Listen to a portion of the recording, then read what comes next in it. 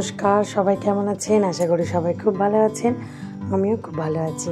তো চলুন প্রতিদিনের মতো আজকের ব্লগটা এখন থেকে শুরু করি। আজকে সকাল সকাল মায়ের বাড়ি যাচ্ছি। কত টাকা হয়েছে মেলায়? হ্যাঁ, কত টাকা পেয়েছিস মেলায়? আজকে মেলা আর সেই জন্য পয়সার ব্যাগ নিয়েছে, দেখুন একটা।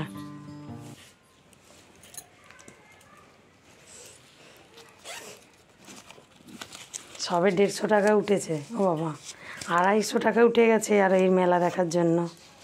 হ্যাঁ, তাহলে আর বাদ বাকি সবাইকে দিতে বারণ করবো। 250 টাকা মেলায় উঠে গেছে, খুব খুশি। এখনো বাকি আছে। চ মায়েদের ওখানে এসেই প্রথমে যাচ্ছি চড়কতলা দেখতে। প্রতি বছরই এইরকম চড়কের দিনে সকালবেলা চড়কটাকে দাঁড় করানো হয়। আর এই দাঁড় করানোর সময় এখানকার প্রতিটা পুরুষ মানুষ এখানে চলে আসে, সাহায্যের হাত বাড়িয়ে দেয়। তো আর সাথে সাথে ঢাকটাও জোরে জোরে বাজতে থাকে। আর বাবার নাম নিয়ে এই চড়কের গাছটা তোলা হয়। এই দেখুন কিভাবে তোলা হচ্ছে।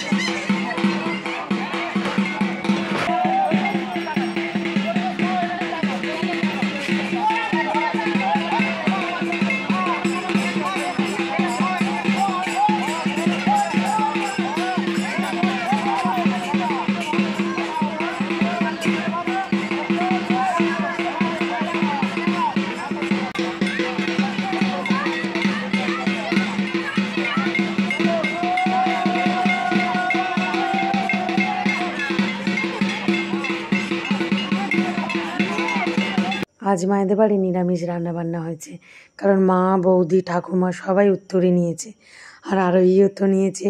সেই জন্য আজ দুপুরে নিরামিষ রান্না, আর সন্ধ্যাবেলা চড়ক ঘোড়া দেখে তারপরে উত্তরী খুলবে।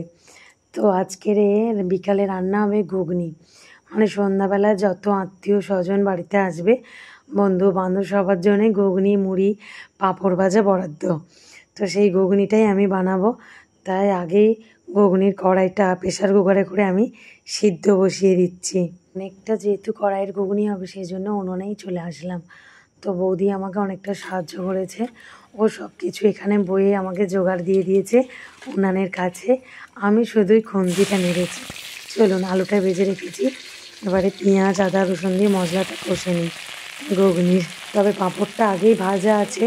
আর এখন শুধু ঘুগনি হবে না, এর সাথে হবে আলু কষা।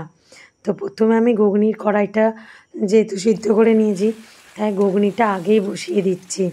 তারপরে আলুটা ওদিকে সিদ্ধ হচ্ছে, আলুটাও প্রেসারে সিদ্ধ করে নিচ্ছি। তারপরে আলু কষাটা করবো। এগুলো হতে থাক, আমরা মাঠ থেকে ঘুরে আসি।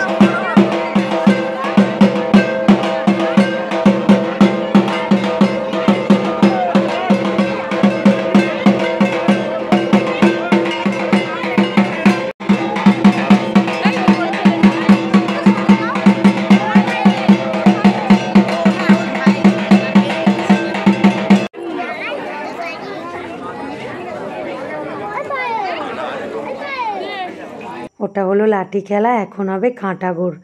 এই কাঁটার ওপর দিয়ে সবাই শুয়ে শুয়ে যাবে। সবাই বলতে এই যে 3জন মূল সন্ন্যাসী তারাই। তো আপনাদের মনে হচ্ছে এই বাচ্চা ছেলেটা কেন সন্ন্যাসী হয়েছে? আসলে হয়েছে কি, এখানে 3জনই বড় বড় মানুষই মূল সন্ন্যাসী হয়েছিল। কিন্তু প্রথম দিনে যেদিনকে এখানে ঝাঁপ হয়, সেই দিনই একজনের পা ভেঙে যায় এই ঝাঁপ করতে গিয়ে। সেই জন্য এই ছোট্ট মূল সন্ন্যাসীটাকে নেওয়া হয়েছে। এবার এখানে চড়কটা পূজা হয়ে গেছে, এবার চড়ক ঘোরা শুরু হচ্ছে। দেখুন কি সুন্দর। এই পুরানো রীতি রেওয়াজগুলো মেনে এখনও কিন্তু আমাদের গ্রামে চড়ক পূজা হয়।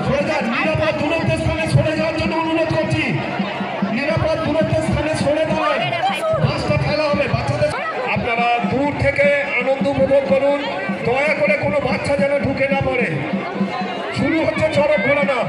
জয় ভোলানাথ, জয় ভোলানাথ, জয় বাবা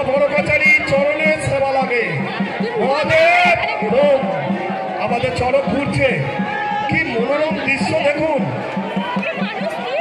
সুন্দর দৃশ্য, কি অসাধারণ চড়ক ঘুরছে আপনারা দেখতে পাচ্ছেন, আনন্দ উপভোগ করছেন।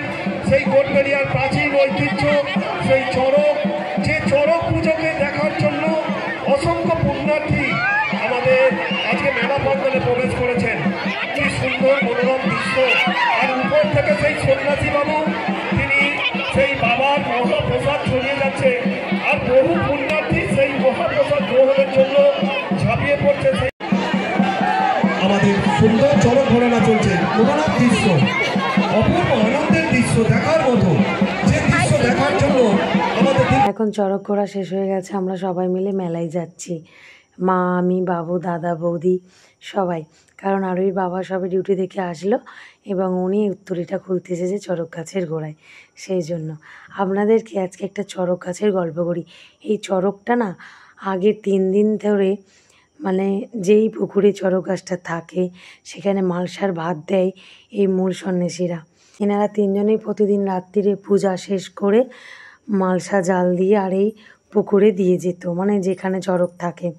তারপরে 3 দিন, মানে লাস্ট দিনের দিন চড়ক আসতো খেতে, তখনই চড়ককে তোলা হয়। আর এইভাবেই চলে আসছে এখানে রীতি।